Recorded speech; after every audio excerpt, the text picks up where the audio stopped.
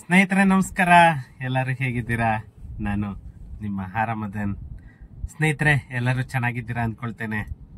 ಮತ್ತೆ ಸುಮಾರು 100 ಜನ ನನಗೆ ಬರ್ತ್ಡೇ ವಿಶಸನ್ನ ತಿಳಿಸಿದ್ರಿ.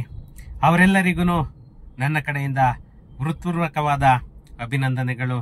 ಮತ್ತೆ ಫ್ರೆಂಡ್ಸ್, ಇನ್ನ ಒಂದು ಈ ಆನ್ಲೈನಲ್ಲಿ ಯಾರಾದರೂ ಫ್ಲಿಪ್ಕಾರ್ಟ್ ಅಲ್ಲಿ ಅಥವಾ ಮಿಂತ್ರಾನಲ್ಲಿ ಯಾರಾದ್ರೂ ಏನಾದ್ರೂ ಪರ್ಚೇಸ್ ಮಾಡ್ತಾ ಇದ್ರೆ ಡೈರೆಕ್ಟ್ ನನ್ನ ಚಾನಲ್ ಇಂದ ನೀವು ಪರ್ಚೇಸ್ ಮಾಡಿದ್ರೆ ನಿಮ್ಗೆ ಹತ್ತತ್ರ ಒಂದು 5% ವರ್ಗು ಡಿಸ್ಕೌಂಟ್ ಅನ್ನ ಸಿಗುತ್ತೆ. ಸುಮ್ನೆ ಏನಕ್ಕೆ ಇದ್ ಮಾಡ್ಕೊಳ್ತೀರಾ? ನೀವು ಡೈರೆಕ್ಟ್ ಆನ್ಲೈನ್ ಅಲ್ಲಿ ಬುಕ್ ಮಾಡಿದ್ರೆ ಅದಕ್ಕಿಂತ ಜಾಸ್ತಿ ಆಗುತ್ತೆ. ಅದೇ ನನ್ನ ಚಾನಲ್ ಅಲ್ಲಿ ನೀವು ಬುಕ್ ಮಾಡಿದ್ರೆ 5 ರಿಂದ 10% ಡಿಸ್ಕೌಂಟ್ ನಿಮಗೆ ಸಿಗುತ್ತೆ. ಅದನ್ನ ಯುಟಿಲೈಸ್ ಮಾಡ್ಕೊಳ್ಳಿ ಫ್ರೆಂಡ್ಸ್. ಅದಕ್ಕೂ ಮುಂಚೆ ನನ್ನ ಚಾನೆಲ್ ಅನ್ನ ಯಾರೆಲ್ಲ ಸಬ್ಸ್ಕ್ರೈಬ್ ಮಾಡ್ಕೊಂಡಿಲ್ಲ, ಯಾರೆಲ್ಲ ಹೊಸಬರು ನೋಡ್ತಾ ಇದ್ದೀರಾ, ಪ್ಲೀಸ್ ಸಬ್ಸ್ಕ್ರೈಬ್ ಮಾಡ್ಕೊಳ್ಳಿ. ಹಾಗೇನೇನೆ ನನ್ನ ಚಾನೆಲ್ ಅನ್ನ ಶೇರ್ ಮಾಡೋ ಮುಖಾಂತರ ನನಗೆ ಸಪೋರ್ಟ್ ಮಾಡಿ ಅಂತ ಹೇಳ್ತಾ ಇವತ್ತು ಒಂದು ಪ್ರಮುಖವಾದ ಅಂಶದ ಬಗ್ಗೆ ಮಾತಾಡೋಣ ಅಂತ ಹೇಳ್ತಾ ಇದ್ದೇನೆ. ಯಾಕಂದ್ರೆ ಸುಮಾರು ಜನ ಈ ಕ್ವಶನ್ ಅನ್ನ ಕೇಳಿದ್ರಿ. ಎಷ್ಟೋ ಜನಗಳಿಗೆ ಅದ್ರ ಬಗ್ಗೆ ಗೊತ್ತಿಲ್ಲ. ಅದು ಈ ವಿಡಿಯೋದಲ್ಲಿ ನಾವು ತಿಳ್ಕೊಳ್ಳೋಣ. ಟೈಮ್ ವೇಸ್ಟ್ ಮಾಡೋದು ಬೇಡ, ನಾವು ವಿಡಿಯೋ ಹೋಗೋಣ ಫ್ರೆಂಡ್ಸ್. ಮುಖ್ಯವಾದ ವಿಷಯ ಅಂತ ಅಂದ್ರೆ ಈ ಪಿತ್ರಾರ್ಜಿತ ಆಸ್ತಿಗಳಲ್ಲಿ ಸುಮಾರು ಗೊಂದಲಗಳಿರುತ್ತೆ. ಅದರಲ್ಲಿ ಎಷ್ಟೋ ಜನ ತಮ್ಮ ಪ್ರಾಪರ್ಟಿನ ಮಕ್ಕಳಿಗಾಗ್ಬೋದು, ಮೊಮ್ಮಕ್ಕಳಿಗಾಗ್ಬೋದು, ಹೆಂಡತಿಗಾಗ್ಬೋದು, ಹೀಗೆ ಒಬ್ಬೊಬ್ಬರಿಗೂ ಆಸ್ತಿಯನ್ನ ವಿಲ್ ಮಾಡೋ ಮುಖಾಂತರ ಅವರಿಗೆ ಹಕ್ಕನ್ನ ಒದಗಿಸ್ತಾರೆ.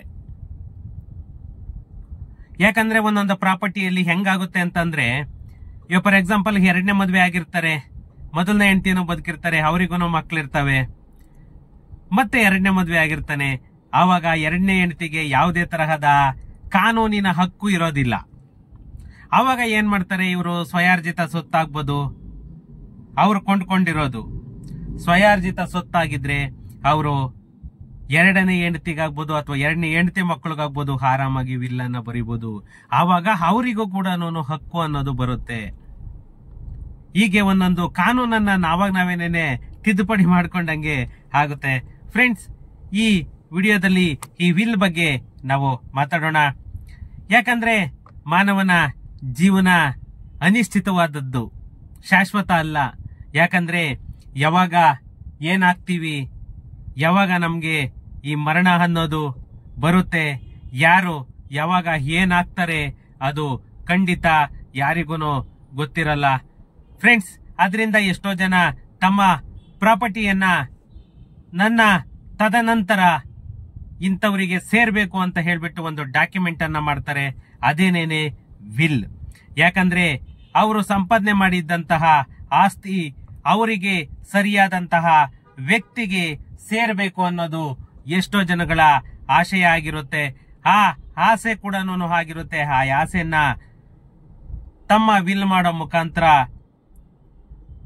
ತಮ್ಮ ಆಸೆಯನ್ನ ಈಡೇರಿಸ್ಕೊಳ್ತಾರೆ. ಈ ವಿಲ್ ತಮ್ಮ ವಾರಸ್ದಾರಿಗೆ ಯಾವ ತರ ಬರಿಬೇಕು, ಯಾರಿಗೆ ಅರ್ಹ ಆಗುತ್ತೆ ಅದು ಅನ್ನೋದ್ರ ಬಗ್ಗೆನೇನೆ ಇದನ್ನ ಈ ವಿಡಿಯೋದಲ್ಲಿ ಮಾತಾಡೋಣ. ಯಾಕಂತ ಅಂದ್ರೆ ಒಬ್ಬ ಸರಿಯಾದ ವ್ಯಕ್ತಿಗೆ ತಮ್ಮ ಆಸ್ತಿಯನ್ನ ಸೇರಬೇಕು ಎಂಬ ಆಶಯ ಪ್ರತಿಯೊಬ್ಬರಿಗೂ ಇದ್ದೇ ಇರುತ್ತೆ. ಇಂತಹ ಸಂದರ್ಭದಲ್ಲಿ ವಿಲ್ ಎಂಬ ಕಾನೂನು ದಾಖಲೆ ತುಂಬಾನೇ ಮಹತ್ವವನ್ನ ಪಡೆದುಕೊಳ್ಳುತ್ತದೆ. ಯಾಕಂತ ಅಂದ್ರೆ ಇದು ಕೇವಲ ಹಕ್ಕು ಅಥವಾ ಹಂಚಿಕೆಯಲ್ಲ, ನಮ್ಮ ಜೀವನದ ಅತ್ಯಮೂಲ್ಯಗಳು. ಯಾಕಂತ ಅಂದ್ರೆ ಆತ್ಮೀಯ ಸಂಬಂಧಗಳ ಪ್ರತಿಬಿಂಬವೂ ಕೂಡ ಈ ವಿಲ್ ಅಂತಲೇನೆ ಹೇಳ್ತಾರೆ. ಯಾಕಂತ ಅಂದ್ರೆ ಆ ವಿಲ್ಗೆ ಅಷ್ಟು ಮಹತ್ವ ಇದೆ ಫ್ರೆಂಡ್ಸ್. ಈ ವಿಲ್ ಅಂದ್ರೆ ವ್ಯಕ್ತಿ ತನ್ನ ಸಾವಿನ ನಂತರ ತನ್ನ ಆಸ್ತಿಯನ್ನ ಯಾರಿಗೆ ಬಯಸುತ್ತಾನೋ ಅವರನ್ನ ಹಕ್ಕುದಾರರನ್ನಾಗಿ ಘೋಷಿಸುವ ಕಾನೂನಿನ ದಾಖಲೆನೇ ಈ ವಿಲ್. ಇದು ವ್ಯಕ್ತಿಯ ಅಂತಿಮ ಇಚ್ಛಾಪತ್ರವಾಗಿ ಪರಿಗಣಿಸಲಾಗುತ್ತದೆ. ಇದನ್ನು ಬರೆಯುವುದು ಕೇವಲ ಕಾನೂನು ಉದ್ದೇಶಗಳಿಗಾಗಿ ಅಲ್ಲ, ಅದು ನೈತಿಕ ಜವಾಬ್ದಾರಿಯನ್ನು ಕೂಡ ವ್ಯಕ್ತಪಡಿಸುತ್ತದೆ. ಯಾರು ವಿಲ್ ಬರೀಬಹುದು? ಯಾರಿಗೆ ಅರ್ಹ ವಿಲ್ ಬರೆಯೋದಕ್ಕೆ? ಭಾರತದ ಕಾನೂನಿನ ಪ್ರಕಾರ 21 ವರ್ಷ ಮೇಲ್ಪಟ್ಟಂತಹ ವ್ಯಕ್ತಿ, ಪುರುಷ ಅಥವಾ ಮಹಿಳೆ ಮಾನಸಿಕವಾಗಿ ಸದೃಢವಾಗಿದ್ದರೆ ವಿಲ್ ಬರೆಯುವ ಹಕ್ಕನ್ನು ಕೂಡ ಹೊಂದಿರುತ್ತಾರೆ. ಈ ವಿಲ್ ಅವರ ಸ್ವಯಂ ಸಂಪಾದಿತ ಸೆಲ್ಫ್ ಅಕ್ವೈರ್ಡ್, ಸೆಲ್ಫ್ ಎಡಿಟೆಡ್ ಆಸ್ತಿ ಮೇಲೆ ಮಾತ್ರನೇ ಅನ್ವಯವಾಗುತ್ತದೆ. ಯಾಕಂದ್ರೆ ಪಿತ್ರಾರ್ಜಿತ ಆಸ್ತಿ ಅವರು ಯಾವುದೇ ರೈಟ್ಸ್ ಇರೋದಿಲ್ಲ ಅವರು ವಿಲ್ ಬರೆಯೋದಕ್ಕೆ. ಹೀಗೆ ಎಷ್ಟು ದೊಡ್ಡ ಆಸ್ತಿ ಇರ್ಲಿ ಅಥವಾ ಸಣ್ಣ ಆಸ್ತಿ ಇರಲಿ, ಈ ವಿಲ್ ಬರೆಯುವುದು ಒಂದು ನಮ್ಮ ಹಿಂದೂ ಕಾನೂನಿನಲ್ಲಿ ತುಂಬಾನೇ ಮಹತ್ವವನ್ನ ಪಡೆದುಕೊಂಡಿದೆ. ಈ ವಿಲ್ ಬರೆಯುವ ವಿಧಾನ ಮತ್ತೆ ನಿಯಮಗಳನ್ನ ಯಾವ ರೀತಿ ಅನುಸರಿಸಬೇಕು ಅಂತಂದ್ರೆ, ಈ ನಮ್ಮ ಇಂಡಿಯಾ ಕಾನೂನೇ ಬೇರೆ ಇದೆ, ಅದರಲ್ಲೂ ನಮ್ಮ ಕರ್ನಾಟಕ ಕಾನೂನೇ ಬೇರೆ ಇದೆ. ನೀವು ಒಂದೊಂದು ದೇಶಕ್ಕೂ ಒಂದೊಂದು ತರ ಅದು ಅಪ್ಲೈ ಆಗುತ್ತೆ. ಸಾಮಾನ್ಯವಾಗಿ ಸ್ಟ್ಯಾಂಪ್ ಪೇಪರ್ ಮೇಲೆ ಇದನ್ನ ಬರೆದು ಸಹಿಯನ್ನ ಹಾಕ್ತಾರೆ. ಮೊದಲಿಗೆಲ್ಲನೂ ನೋಟ್ರೈಸ್ ಅಂತ ಹೇಳ್ತಿದ್ವಲ್ಲ, ಅದು ಹಾಕ್ಬೋದಿತ್ತು. ನೋಟ್ರಿ ಮೂಲಕ ದೃಢಪಡಿಸಿದರೆ ವಿಲ್ ಮಾನ್ಯತೆ ಪಡೆಯುತ್ತದೆ. ಬಟ್ ಇವಾಗ ಅದು ಅಕ್ಸೆಪ್ಟೇಬಲ್ ಇಲ್ಲ. ಇದು ಬಂದ್ಬಿಟ್ಟು 2013 ಮುಂಚೆ ಇತ್ತು. ಇವಾಗ ಆ ನೋಟ್ರೈಸ್ಡ್ ವಿಲ್ ರೇರ್ ಕೇಸು ಕಾನೂನಲ್ಲಿ ಸ್ಟ್ಯಾಂಡ್ ಆಗೋದು. ಆದ್ರೆ ಕಾನೂನುಬದ್ಧ ದಾಖಲೆ ಆಗುವ ಸಲುವಾಗಿ ಲಾಯರ್ ಸಹಾಯವನ್ನ ಪಡೆದು ನಾವು ಸಬ್ ರಿಜಿಸ್ಟರ್ ಅಲ್ಲಿ ರಿಜಿಸ್ಟರ್ಡ್ ಮಾಡಿದ್ರೆ ಅದು ತುಂಬಾನೇ ಮಹತ್ವದ ದಾಖಲೆಯಾಗಿ ಪರಿಣಮಿಸುತ್ತದೆ. ಸಾಕ್ಷಿಗಳ ಉಪಸ್ಥಿತಿ ಬೇಕೇ ಬೇಕು.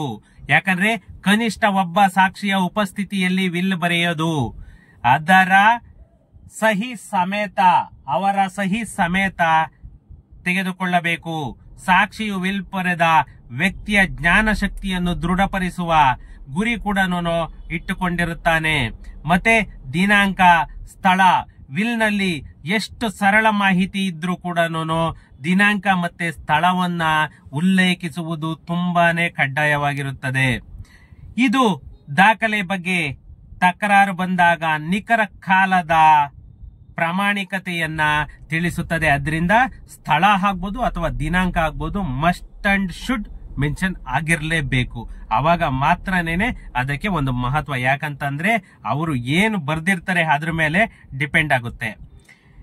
ಈ ಆಸ್ತಿಯ ಕಾರ್ಯನಿರ್ವಹಣೆಯನ್ನ ಯಾವ ರೀತಿ ಅದರಲ್ಲಿ ಹಕ್ಕು ಬರೋ ತರ ಮಾಡ್ತಾರೆ ಅಂತಂದ್ರೆ, ಯಾರಿಗೆ ಯಾವ ಆಸ್ತಿ ಸೇರಬೇಕು ಎಂಬ ನಿರ್ಧಾರವನ್ನ ಅನುಷ್ಠಾನಗೊಳಿಸಲು ಕಾರ್ಯನಿರ್ವಾಹಕರ ನೇಮಕ ಅಗತ್ಯ. ಯಾಕಂತಂದ್ರೆ ಅವರು ವಿಲ್ನ ಆಧಾರದ ಮೇಲೆ ಆಸ್ತಿ ಹಂಚುವ ಕೆಲಸವನ್ನ ಮುನ್ನಡೆಸಬಹುದು. ಇದು ವಿಲ್ನಲ್ಲಿ ಮಸ್ಟ್ ಅಂಡ್ ಶುಡ್ ಆಗ್ಲೇಬೇಕು.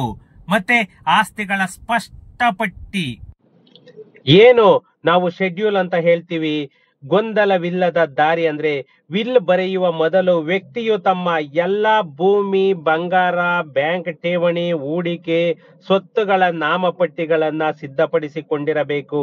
ಇದರಿಂದಾಗಿ ಯಾವುದೇ ಬಾಕಿಯಾಗದೆ ಸ್ಪಷ್ಟವಾಗಿ ಹಂಚಿಕೆಯಾಗುತ್ತದೆ. ಯಾಕಂದ್ರೆ ಆ ವಿಲ್ ನಲ್ಲಿ ಇನ್ಕ್ಲೂಡಿಂಗ್ ಶೆಡ್ಯೂಲ್, ಸರ್ವೆ ನಂಬರ್ ಅಥವಾ ಜಾಗ ಆಗಿದ್ರೆ ಅದರದ ಸೈಟ್ ನಂಬರ್ ಪ್ರತಿಯೊಂದು ಕೂಡ ಸ್ಪಷ್ಟವಾಗಿ ಮೆನ್ಷನ್ ಮಾಡಿರಬೇಕು. ಇದರಿಂದ ಕುಟುಂಬದಲ್ಲಿ ಯಾವುದೇ ಭಿನ್ನ ಮತಗಳನ್ನ ಉದ್ಭವವಾಗದಂತೆ ಅದು ತಡೆಯುತ್ತದೆ. ಮತ್ತೆ ಉತ್ತರಾಧಿಕಾರಿಗಳ ವಿವರ, ಯಾರು ವಾರಸ್ದಾರರು, ಯಾರಿಗೆ ಹೋಗ್ಬೇಕು, ಯಾರಿಗೆ ಯಾವ ಆಸ್ತಿ ನೀಡಲಾಗುತ್ತಿದೆ ಎಂಬುದನ್ನ ಕ್ಲಿಯರ್ ಕಟ್ ಆಗಿ ಆ ವಿಲ್ ಅಲ್ಲಿ ಮೆನ್ಷನ್ ಮಾಡಿರ್ಬೇಕು, ಲಿಖಿತ ರೂಪದಲ್ಲಿ ಅಂತ. ಅದಕ್ಕಾಗೇನೆ ಹೇಳೋದು, ಆ ವಿಲ್ ಅಲ್ಲಿ ಯಾರಿಗೆ ಯಾವ ಶೆಡ್ಯೂಲು, ಎಷ್ಟನೇ ಐಟಮ್ ನಂಬರು, ಅದು ಪ್ರತಿಯೊಂದು ಕೂಡ ಬಂದಿರಬೇಕು. ಯಾಕಂದ್ರೆ ಈ ಅಪ್ರಾಪ್ತರಿಗೆ ಆಸ್ತಿ ನಿರ್ವಹಣೆ ಪಾಲಕರನ್ನ ನೇಮಕ ಮಾಡಬಹುದಾಗಿದೆ. ಯಾಕಂದ್ರೆ ಒಬ್ಬೊಬ್ಬರಿಗೆ ಮೈನರ್ ಕೂಡ ಬರ್ದಿರ್ತಾರೆ, ಅವರು ಏನು ಮೇಜರ್ ಆಗ್ತಾರೆ ಆ ಮೇಜರ್ ಆಗೋವರೆಗೂ ಕೂಡ ಅದು ಕಾರ್ಯನಿರ್ವಹಣೆ ಮಾಡೋದು ಕೂಡ ಒಬ್ಬೊಬ್ಬರನ್ನ ನೇಮಕ ಮಾಡ್ಕೊಳ್ಬಹುದು. ಇದು ಕೂಡ ವಿಲ್ನ ಮಾನವೀಯ ಸ್ಪರ್ಶವಾಗಿದೆ. ಈ ವಿಲ್ ಅನ್ನ ಯಾಕೆ ಬರೀಬೇಕು, ಅದರ ಅಗತ್ಯತೆ ಏನಿದೆ? ಯಾಕಂತಂದ್ರೆ ಸುಮಾರು ಬಹುಜನ ಕುಟುಂಬಗಳು ವಿಭಜನೆಯ ಹಾದಿಯಲ್ಲಿ ಸಾಗುತ್ತಿದ್ದಂತೆ ಆಸ್ತಿ ವಿಚಾರದಲ್ಲಿ ಗೊಂದಲಗಳು ಕಾನೂನು ಪ್ರಕರಣಗಳನ್ನ ಹೆಚ್ಚಿಸುತ್ತದೆ. ಇಂತಹ ಕಾಲದಲ್ಲಿ ವಿಲ್ ಅನ್ನೋದು ತುಂಬಾನೇ ಮಹತ್ವದ್ದು ಮತ್ತೆ ಶಾಂತಿಯನ್ನ ಕಾಪಾಡಲು ಈ ವಿಲ್ ಅನುಕೂಲಕಾರಿಯಾಗಿದೆ.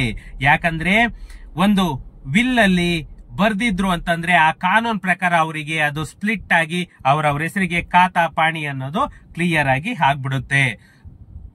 ಇದಕ್ಕೆ ಯಾವುದೇ ಒಂದು ಪೈಪೋಟಿಯನ್ನು ಕೂಡ ಅಣ್ಣ ತಮ್ಮ ಅಕ್ಕ ತಂಗಿ ಅನ್ನೋ ಸಂಬಂಧದಲ್ಲಿ ಸೃಷ್ಟಿಯಾಗೋದಿಲ್ಲ. ನ್ಯಾಯಸಮ್ಮತ ಹಕ್ಕುಗಳನ್ನು ಪಡೆಯೋದಕ್ಕೆ ಇದು ಒಂದು ಪರಿಣಾಮಕಾರಿಯಾಗಿ ಕೆಲಸ ಮಾಡುತ್ತೆ. ಕೊನೆಯದಾಗಿ ಹೇಳ್ಬೇಕು ಅಂತಂದ್ರೆ ವಿಲ್ ಬರೆಯೋದು ಅಷ್ಟೊಂದು ಗಂಭೀರವಾದ ಅಂದ್ರೆ ಅತ್ಯಂತ ಸುಲಭವಾದ ಕೆಲಸವಷ್ಟೇ. ಯಾಕಂತಂದ್ರೆ ಆ ವಿಲ್ ಅಲ್ಲಿ ಯಾರಿಗೆ ಎಷ್ಟು ಜಾಗ, ಯಾವ ಶೆಡ್ಯೂಲ್ ಪ್ರಾಪರ್ಟಿ ಅನ್ನೋದು ತುಂಬಾನೇ ಗರ್ಭಿತವಾಗಿ ಮೆನ್ಷನ್ ಆಗಿರ್ಬೇಕು. ಮತ್ತೆ ನಿಮ್ಮ ಆಸ್ತಿಯು ನೀವು ಬಯಸುವವರಿಗೆ ಸಿಗಬೇಕು ಎಂಬ ಆಶಯವಿದ್ದರೆ ನಿಗದಿತ ನಿಯಮಗಳಂತೆ ವಿಲ್ ಅನ್ನ ಬರೆಯಿರಿ. ಯಾಕಂತಂದ್ರೆ ಕಾನೂನಿನ ಪ್ರಕಾರ ಸಬ್ ರಿಜಿಸ್ಟರ್ ಅಲ್ಲಿ ಆಗ್ಬೇಕು ಆ ವಿಲ್ಲು. ಇದು ನಿಮ್ಮ ನಂತರ ನಿಮ್ಮ ನಿರ್ಧಾರಗಳ ಪ್ರಭಾವವನ್ನು ಮುಂದುವರೆಸುವ ನಿಜವಾದ ಜೀವಂತತೆ ಆಗಿರುತ್ತದೆ. ಯಾಕಂತಂದ್ರೆ ಸುಮ್ಮನೆ ನಾನು ವಿಲ್ ಬರ್ದಿದ್ದೀನಿ ಅಂತ ಹೇಳೋದಲ್ಲ, ಆ ವಿಲ್ ಅಲ್ಲಿ ಗೊಂದಲ ಸೃಷ್ಟಿಯಾಗೋ ರೀತಿ ಬರಿಬೇಡಿ. ಕಾನೂನಿನ ಪ್ರಕಾರ ಅವರಿಗೆ ನಾಳೆ ಯಾವುದೇ ತೊಂದರೆ ಆಗದಂತೆ ಹಂಚಿಕೆ ಆಗೋ ರೀತಿ ಬರೀರಿ. ಅದು ಯಾಕಂತಂದ್ರೆ ಆ ವಿಲ್ಗೆ ಒಂದು ಅರ್ಥಗರ್ಭಿತವಾಗಿರುತ್ತದೆ. ನೀವು ಆ ವಿಲ್ ಅನ್ನ ಬರಿಬೇಕಾದ್ರೆ ಕಾನೂನಿನ ಸೂಚನೆ, ಒಬ್ಬ ಲಾಯರ್ ಅಡ್ವೊಕೇಟ್ ಅನ್ನ ಇಟ್ಕೊಂಡು ಅದ್ರ ಪ್ರಕಾರನೇ ನೀವು ವಿಲ್ ಅನ್ನ ಬರೀರಿ. ಅವಾಗ ನಿಮ್ಗೆ ಮುಂದೆ ನಿಮ್ಮ ವಾರಸುದಾರಿಗೆ ಯಾರಿಗೂ ಏನೂ ತೊಡಕುಗಳು ಅನ್ನೋದು ಸೃಷ್ಟಿಯಾಗಲ್ಲ. ಓಕೆ ಫ್ರೆಂಡ್ಸ್, ಏನಾದ್ರು ಡೌಟ್ ಇತ್ತು ಅಂತಂದ್ರೆ ನನ್ಗೆ ಕಮೆಂಟ್ ಮಾಡಿ. ಸಿಗೋಣ ನೆಕ್ಸ್ಟ್ ವಿಡಿಯೋದಲ್ಲಿ. Thank you.